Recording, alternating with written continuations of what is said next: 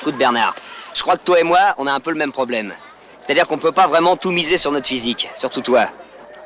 Alors si je peux me permettre de te donner un conseil, c'est oublie que t'as aucune chance, vas-y, fonce.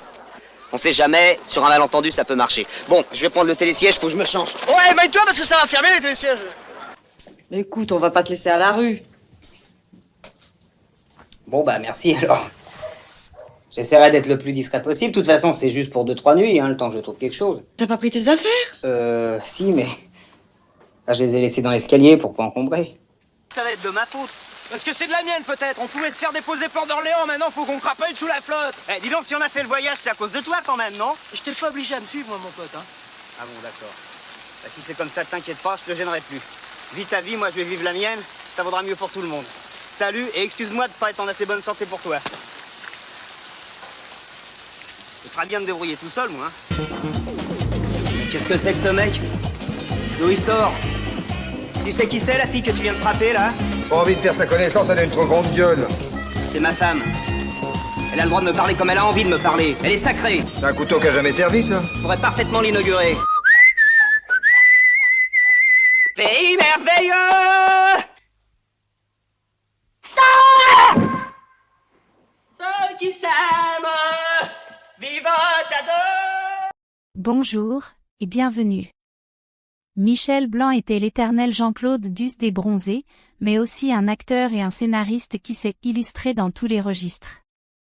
Après l'annonce de la mort du comédien, ses condisciples de la bande du Splendide, et plus largement le cinéma français, ont rendu hommage à l'acteur décédé le 3 octobre 2024 à l'âge de 72 ans. Michel Blanc aurait été victime d'un choc anaphylactique lors d'un examen médical, une réaction allergique rare mais potentiellement fatale. Acteur populaire depuis le succès des Bronzés, Michel Blanc a alterné le rire et l'émotion en explorant devant et derrière la caméra l'âme humaine.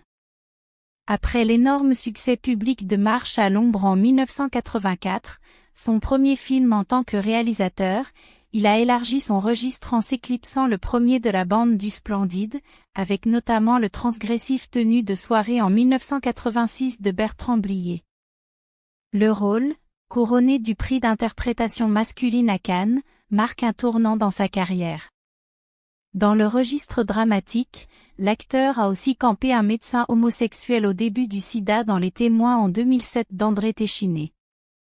Après le rendez-vous raté du troisième opus des Bronzés en 2006, l'acteur, nommé 4 fois au César du meilleur acteur, remporte en 2012 la précieuse statuette pour son second rôle inattendu de directeur de cabinet dans le thriller politique L'exercice de l'État.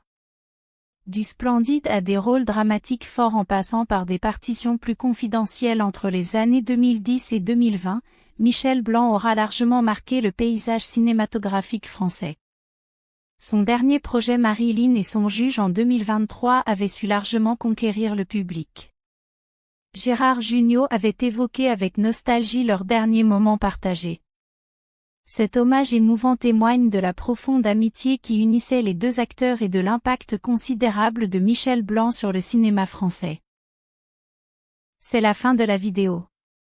J'espère vous retrouver pour d'autres informations. À bientôt.